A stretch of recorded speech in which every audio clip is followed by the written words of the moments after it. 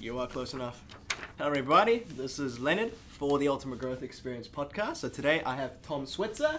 He's my boss at the Center for Independent Studies. So he's the current executive director here. He is also an Australian political advisor specialising in international relations.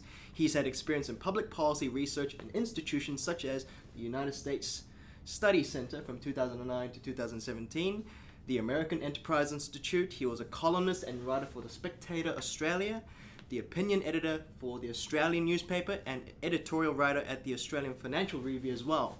He is a former senior advisor to federal Liberal Party leader Brendan Nelson as well at the time. Yep. He's written articles on foreign policy in the New York Times, the National Interest, the Asian Wall Street Journal, and also obviously the Spectator magazine. Thanks for coming on, Tom. Leon, great to be with you. Always good to be with a New Zealander.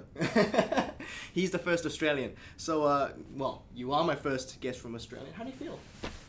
I always feel good when I'm with New Zealanders. You know, the first time I went to New Zealand, it was in Auckland in 2009 for a week-long, well, the best part of a week, New Zealand roundtable discussion. And I'll never forget the cab driver said to me, this is your first trip to New Zealand, but do you know any New Zealanders? And I said, oh yeah, I know a lot of New Zealanders, but they all live in Sydney. I am one right now for a month, right? Yeah, but you're going back there. Yeah, very soon. So what's it like to be leading one of the largest classical liberal think tanks in the Asia-Pacific region? Well, CIS, like the IPA in Melbourne, the American Enterprise Institute, Cato, the Heritage Foundation in Washington, the New Zealand Initiative in Wellington, and the various classical liberal think tanks in London, the Institute for Economic Affairs, the Policy Exchange, the Adam Smith Society. Although we express ourselves in different ways, we are profoundly committed to making our countries better and freer places. So we believe passionately in smaller government, limited democratic government, individual freedom, individual choice, defending cultural freedom. And I think that all things considered, these think tanks, and CIS is one of many, we've had an impact. Now, if you go back to the mid-1970s when CIS was created, Australia, like New Zealand, was very regulated, high levels of import protection, strong union influence in the economy. There was a real sort of contempt for market capitalism. Keynesian welfare states were the orthodoxy. And that all changed in the 1980s when you had very sound political leaders such as Roger Douglas in New Zealand and Bob Hawke and Paul Keating in this country. They were Labor leaders and they helped deregulate our economies. And I would argue that all the available evidence indicates that those policies helped improve living standards dramatically in our countries. And those policies came from ideas, and they were ideas championed by groups like CIS. I actually agree with it. I think the future looks quite positive for CIS as well. Don't you think? Well, yes and no. I mean, I think certainly we've had good experience, like those other think tanks I mentioned. I think the intellectual climate is changing. It's certainly changing in Australia. I suspect it's also changing in New Zealand. Although Trump is in office in the United States, there's no question that the progressive left are marching through the institutions, particularly at universities. Mm-hmm. And I think there are some real threats to individual freedom. Not just abroad, but internally. And so the mission stays the same, but the challenges have changed. Mm. And Jordan Peterson quite often talks about how limits to free speech is actually harming students and harming their ability to be able to learn and grow and prosper, which is what this channel is about. I think that's right, and I think it's actually probably worse in the United States and in Canada than it is in Australia. Mm. But as you know, one of our mutual friends, Don Brash, the former Reserve Bank Governor. Yes, he was on my show before. Indeed, and he's a former leader of the National Party in New Zealand, a distinguished elder statesman of New Zealand public policy. He had a heck of a time just trying to get a platform at a university in New Zealand. Massey University, that's indeed. Right. That's and correct. So you're well aware of the new problems that we face. Absolutely. So let's go back to you. So you are an incredible person with great experience in the realms of Australian politics and international politics. So what got you involved and what made you join the Liberal Party of Australia? Well, the first point I'd say is I'm not a member of the Liberal Party. Oh, and okay. The only time I was a member... My mistake? ...was very briefly when I ran for pre-selection for the Liberal Party in one of its safest seats in northern Sydney called Bradfield. I narrowly lost that race in a Melbourne Cup field, but that was the only time I joined the Liberal Party. You had to become a member of the Liberal Party in order to represent the party. I've voted Liberal in most elections, but not all. I did not vote Liberal at the last 2016 federal election. I'm not sure who will get my first preference this time. So I'm not really a card-carrying Liberal. I'm certainly not a Labor Party supporter either. I like to think I'm above politics. I'm an ideas guy, and think tanks should not really be taking sides politically. We're about prosecuting what we think are the soundest ideas in the battle of ideas. It's about independence. Well, that's exactly right. We don't see ourselves as Liberal or Labor. And you've had mentors and associates who've helped you out in your career in terms of your intellectual curiosities and obviously your position now. And you know people like former Prime Minister John Howard and former Treasurer of Australia Peter Costello. Why is networking so important in terms of self-improvement, in terms of becoming successful, in terms of being really good and achieving a life? Well, networking with intellectually sound people is really uplifting, and I think Costello and Howard are very unique for politicians or former politicians in that they do take ideas very seriously. They're principled conservatives. They've read widely across a wide range of literature. And so bouncing ideas off those two gentlemen, for example, has made my life more rewarding. They'll often know people whom I'd like to meet, and that's part of networking. You know, one person leads to another. And now that I'm ahead of a think tank, it's good to have friends and colleagues in a wide variety of areas, not just in politics, but in intellectual life, and especially in the business community, because they're people who are more than likely going to be potential supporters and donors of our cause. And ultimately, think tanks only thrive and survive because of the generosity of private investors. And that's my job, trying to network and trying to secure the future of think tanks like CIS. And that's how I met you, and that's how I met all these people in this wonderful organisation. We're very lucky to have you. Thank you. So you seem to be a big fan of Professor Steven Pinker from Harvard, like myself. You wrote a column on this as well, right? Yeah. So why do you believe that the world is getting better, and why do you think that millennials and young people at university should really think optimistically rather than being nihilistic? You're absolutely right. I mean, the media, by and large, this is universal, but particularly in the Western world, the media do feed us a constant diet of what I call doom and gloom. And it's very easy to fall into this trap to thinking that, you know, our living standards are declining or they're being reversed. But the cold hard reality is that life has improved dramatically, and not just for people in the developed world, but especially for those who live in developing nations.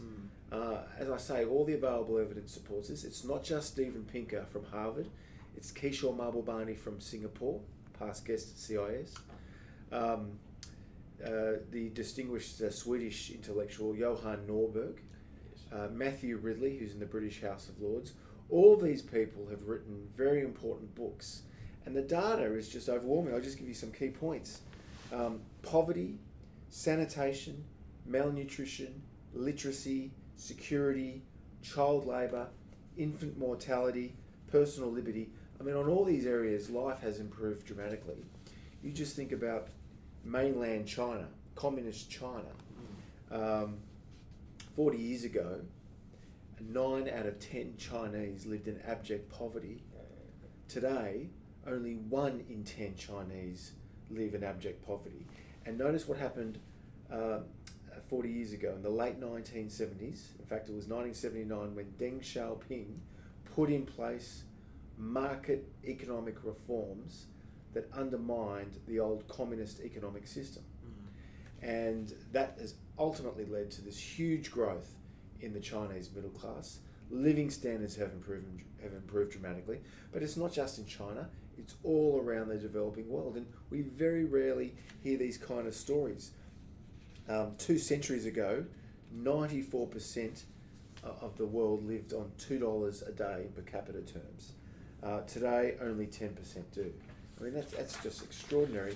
And the other thing that Pinker and Mahbubani and optimists like myself here in Australia keep making is that you go back to the 1970s, a lot of the the green enthusiasts were fretting and wailing about overpopulation and mass starvation.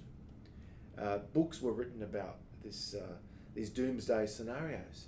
But population growth estimates have declined, and biotechnology advances have found ways to feed more people than the Cassandras ever anticipated. So I think we put this in a broader context, and you'll realise that thanks to things like capitalism, competitive markets, technological innovation, human adaptation, we can improve our way of life, and that has dramatically happened ever since the Industrial Revolution.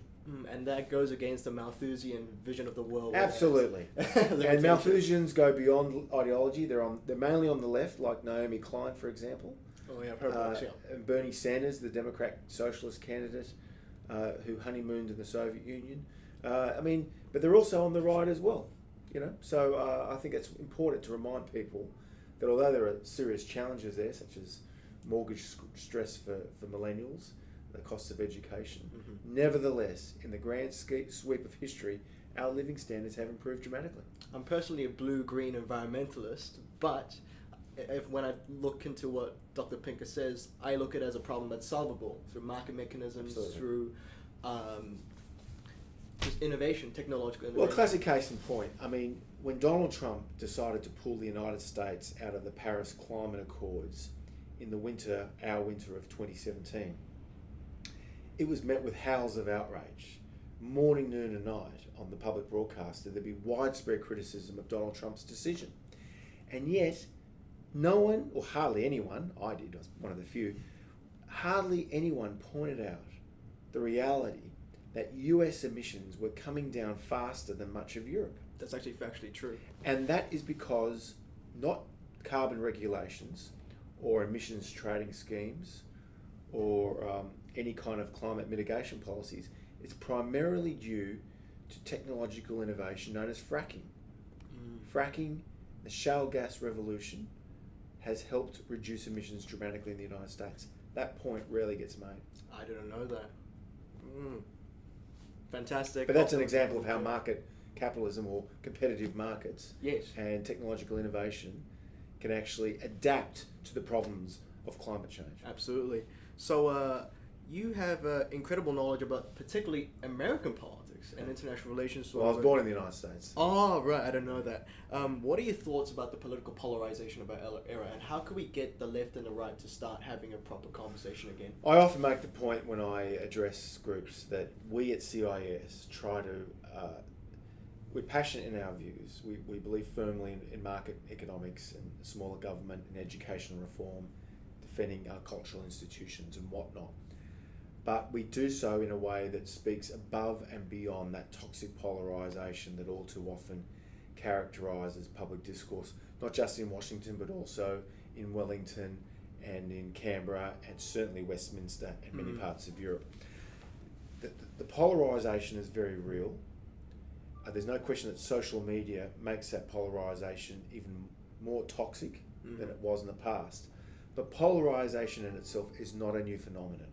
In the United States, let's remember, the Americans had a civil war in the early to mid-1860s that wiped out many hundreds of thousands of people, to put it mildly.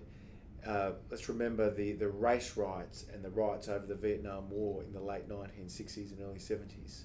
So I think bear in mind that history before we indulge in the parochialism of the present and say that this toxic polarisation is unprecedented. I don't think it's unprecedented. It's a way of life that's happened before, and unfortunately it will continue to happen. But social media does make it arguably worse. Yes, and I think Dr. Neil Ferguson went through this through his book, The Square and the Tower, Indeed. where he went through the history of networks and the history of hierarchies, and the idea that in contrast and in comparison to the 15th century in the rise of the printing press, his analysis was that it's the same pattern through social media, the self-segregation of people into identities within the internet and networks. Yeah, and I think his other point too, and Neil's been a guest here at CIS several times over the last few years, he also puts this in the context of financial panics and crises and how there's often a delayed reaction to a financial crash. So in a way, the populism that we saw with Brexit and Trump, just to use two examples, were not surprising because they were reactions not just to the dramatic socio-cultural changes represented by the likes of social media, but also a backlash against the dislocating effects of the financial crash. Yes, indeed, and a lot of millennials, because CIS did a poll before about their views towards socialism, where it was overwhelmingly high, which is a bit of a worry for believers of the market. Well, I think that was a reminder that a lot of young people, even though they've got all this technology literally in the palm of their hand, they're ignorant of history. And one of my favourite quotes is by the Roman statesman Leon. His name is Cicero, and he said, "To ignore what happened before you were born is to remain a child."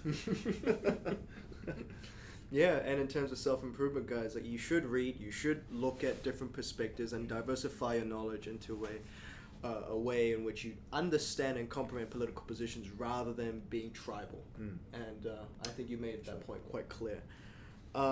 So you are the third writer to come on my show, alongside Dr. Don Brash, who's written numerous books about market economies and FDI. So what advice would you give to aspiring journalists and aspiring columnists or bloggers? Well, this advice is at a time that's more challenging for young people because the social media, whether it be Twitter, Facebook, websites, blogs, it sort of encourages people to think immediately, make pronouncements very quickly. My best advice is to read books, serious magazine and journal articles, but read from a variety of ideological and philosophical sources. Don't confine yourself to one school of thought. Try to be open-minded. I mean, a good education is supposed to be liberal in the classical sense. So you look at different schools of thought. And I think this is especially important when you're young, because after you've reviewed the schools of thought, you can then be more confident about saying what school of thought you belong to. Yes. Or you sympathise with. But you can only be absolute in those views or certain or have conviction on those views once you've read a wide variety of schools of thought. So when I was a student, I was very lucky. I had a few good lecturers who insisted that we would read not just Milton Friedman and Friedrich Hayek, but also Karl Marx and John Kenneth Galbraith and Leon Trotsky and Vladimir Lenin and John Maynard Keynes and whatnot. So you need to review a wide variety of sources before you can be intellectually confident. And once you read all of those books, you still came to the conclusion the market was... Well, in my view is that the evidence indicates that. But look, there are perfectly good people who come to different conclusions, and no one is right or wrong in this world. It's a complicated world, but you can make arguments with evidence, then you can't go wrong. And unfortunately, we have the simple veil of ignorance where a lot of people have a personal viewpoint of the world and they cannot really understand that other Well, that side goes of both ways, doesn't it. it? Yeah, exactly. Yeah. I think the left does the same thing towards the right, and the right. Some people on the right does the same. John Stuart Mill, the great 19th century British liberal, famously said, "He who knows only his own position knows little of that." And in other words, only when you've seen the strengths of your opponent's arguments do you then recognise the weaknesses of your own arguments. It's good advice. I 100% agree, and that's what led me to go from a Bernie Sanders supporter to a moderate centrist. And you're still so young, Leon. You might change back. You never know. You never know. Yeah, but I'm trying to. Really if you change back, you're not welcome at CIS. No, I doubt that. So, Tom, did you have any intellectual heroes that influenced you as a young man up to this point? Definitely. I have over here some photos of some people. Yes. This guy is Owen Harries. Oh, yes. This was taken about 10 years ago when I had dark hair. You look young. Darker hair, at least. You still look young. But Owen Harries is Welsh. He was born in 1930 and went to Oxford. Wow. And was also in the Welsh Air Force. And then in the mid-1950s, he and his wife came to Sydney, Australia, to become a lecturer at the University of Sydney in political science. And then he went to the University of New South Wales. He was an old socialist who got mugged by reality and became a conservative. And not only a conservative, but one of this nation's leading cold warriors, a very distinguished anti-communist intellectual in the 60s and 70s. And he became Prime Minister Malcolm Fraser's, it's Fraser? Oh, yes. Just before he died. Owen became Malcolm's senior foreign policy advisor. And then he went to Washington to co-found the National Interest magazine, which remains an important publication in Washington. It's a realist foreign policy publication. Oh, yes. And I read the National Interest when I was an undergraduate at Sydney in the early 1990s. And when I moved to Washington in early 1995, he was one of the first people I befriended, and we've been friends ever since. And he's a very close friend and mentor. He's now in his late 80s. He's a very dear friend. He turns 89 next month, actually. Phenomenal. Would you consider yourself a realist in international relations? Definitely. I believe profoundly in the enduring strength and appeal of the national interest and power as an instrument of statecraft. So you must be a bit of a reader of Henry Kissinger then, because he's seen as a Absolutely. person within the realpolitik. Kissinger, although great intellect, brilliant strategic mind, a controversial record, of course, in government. Yes. But in fairness, when we're talking about his realism, I think it's fair to say that Kissinger was the only realist who supported both the Vietnam and Iraq wars. Most realists opposed both.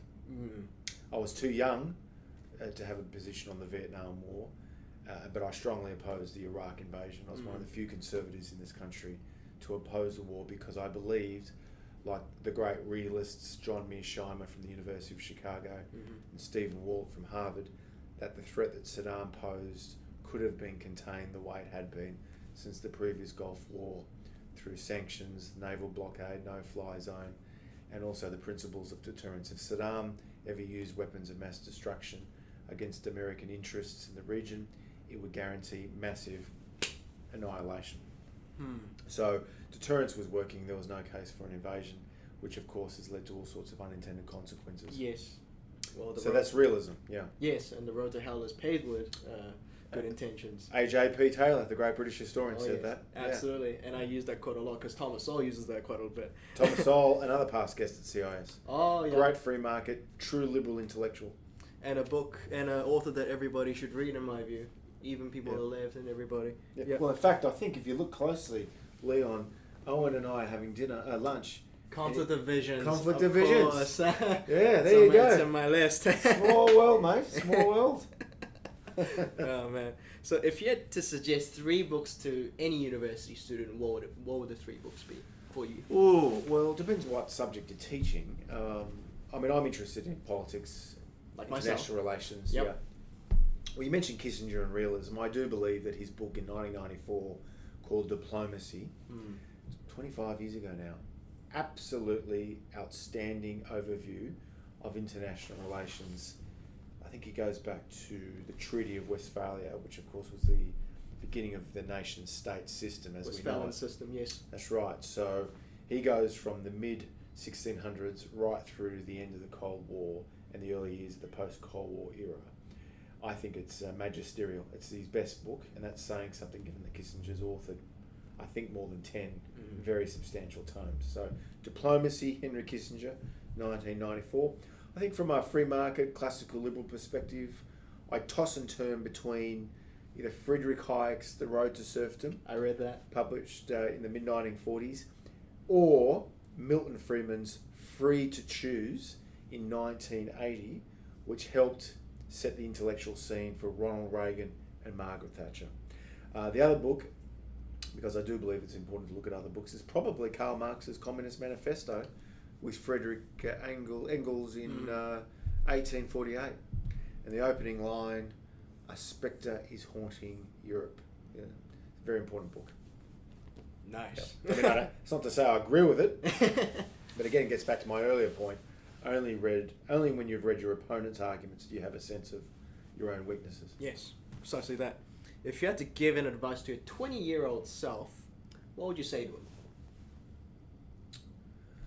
This might surprise people, and it would probably surprise my friends. I think I'd go back in time and try not to typecast myself.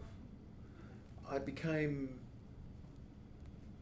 in the early 20s, although I had different views on international relations that were evolving, I still at that point identified myself as a conservative, which actually helped me get a job at the American Enterprise Institute, and then coming back to Sydney to be the deputy editor of the Financial Review's opinion pages, because the Financial Review skewed in the right direction. And I think that by being typecast as a conservative, it's helped me distinguish myself from a lot of my journalist friends, whether it be News Limited or Fairfax or the ABC. On the other hand, I wonder if I never typecast myself as a conservative and I kept my opinions to myself, I may have got to the point where I'd be a senior, high-level journalist who could get away with being a fair and balanced reporter or presenter. And that would have had a different sort of career trajectory for me, which I probably would have enjoyed. But I don't regret it. I'm just trying to be devil's advocate. And last question, Tom, did you ever have a low point in your life, and how did you overcome it? Yeah, I was a very good track and field athlete in my high school and university days. I was Australian champion for 800 metres. And in May 1991, I badly damaged my back. And the upshot was that I couldn't run for the best part of a year. And I had major surgery on my back. And I was basically on my back, I think in August, September of 1992. And I couldn't do anything except for maybe go to the toilet. And I had nothing to do except read. And it was a blessing in disguise. It is a blessing in disguise. I suddenly started taking history, politics and ideas seriously because I had nothing to do. And bear in mind, this is the days before the internet, before mobile phones, before cable television.